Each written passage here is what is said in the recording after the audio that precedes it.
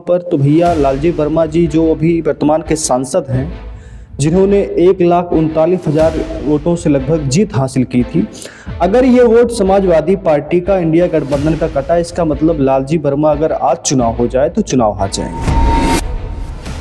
अगर ये फर्जी वोटिंग थी और ये फर्जी वोट कटा है तो इसका मतलब धर्मराज निषाद भी हार सकते हैं। अगर ये बीजेपी का वोट कटा है, जैसा कि लालजी वर्मा जी का दावा है, फर्जी वोटिंग या अधिकारियों के जरिए वोट करवाया गया था।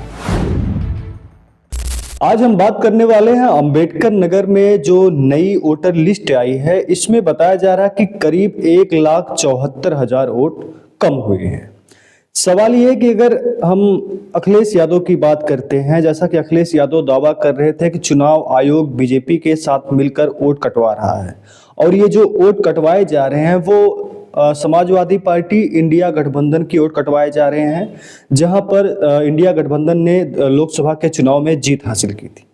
सवाल ये कि अगर अंबेडकर नगर की बात करें तो यहाँ पर 1,74,000 वोट अगर अखिलेश यादव की मानी जाए और उनका वोट काटा गया है, तो यहाँ पर तो भैया लालजी वर्मा जी जो अभी वर्तमान के सांसद हैं, जिन्होंने 1,39,000 वोटों से लगभग जीत हासिल की थी, अगर ये वोट समाजवादी पार्टी का इंडिया गठबंधन का कटा, इसका मतलब लालजी वर्मा अगर आज चुनाव हो जाए तो चुनाव हार जाएंगे।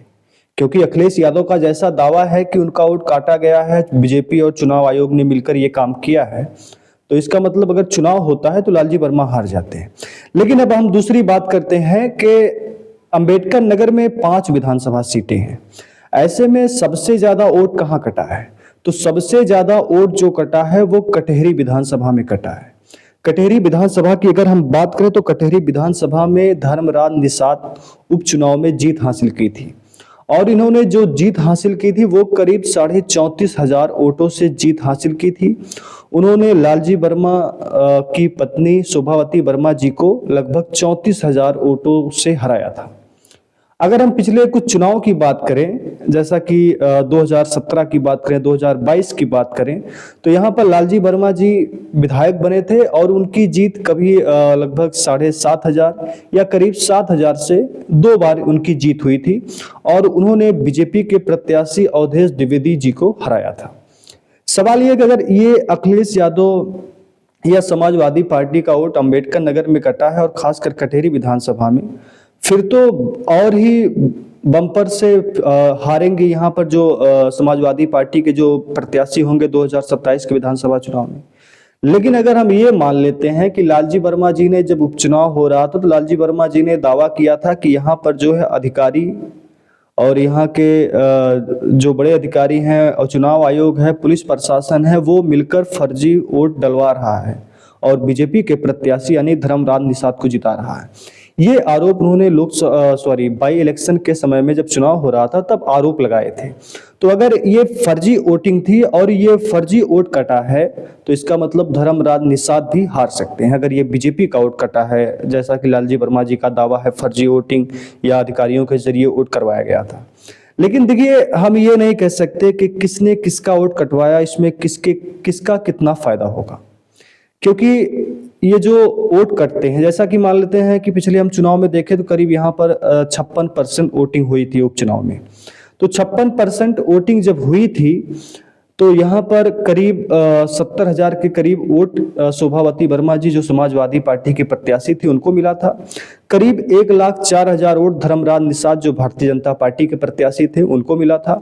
वहीं लगभग 39 से 41,000 वोट जो बीएसपी के कैंडिडेट थे अमित कुमार वर्मा, उनको मिला था। ऐसे में ये वोट किसका कटा है और कितना प्रभाव पड़ने वाला है।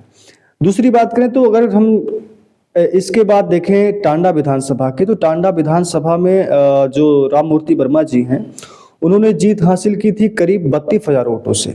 लेकिन टांडा विधानसभा में जब वोटर लिस्ट जो नई आई है, सूची आई है, उसमें करीब 30,000 वोट टांडा विधानसभा के कट गए हैं। अगर ये 30,000 वोट समाजवादी पार्टी के कट गए हैं तो अगला चुनाव काफ़ी मुश्किलों से भरा हो सकता है, और हो सकता है कि भारतीय जनता पार्टी यहाँ से जीत हासिल कर सकती है अगर ये वोट समाजवादी पार्टी के कटे हैं। हम ये कतई नहीं कह सकते कि किस पार्टी के वोट कटे हैं, क्योंकि कई बार ऐसा भी हुआ है कि कुछ लोग जो कभी जिनकी मृत्यु हो चुकी है, जो किसी और जगह पर जाकर नई जगह पर उन्होंने घर मकान बनाया है और वहाँ पर रह रहे हैं, उनका वोट यहाँ से कटा है। तो ये कई सारी बातें हो सकती हैं। आपकी जो राय कमेंट में ज़रूर बताइएगा। मगर आने वाला जो समय होगा 2027 का विधानसभा चुनाव, वो काफ़ी महत्वपूर्ण होगा, क्योंकि ये वोट किसका कटा है, किसको नुकसान होगा, भारतीय जनता पार्टी को या फिर समाजवादी पार्टी को या फिर बसपा को, ये आने वाला समय बताएगा। आपकी राय कमेंट में ज़रूर बताइएगा। धन्यवाद, नमस्कार।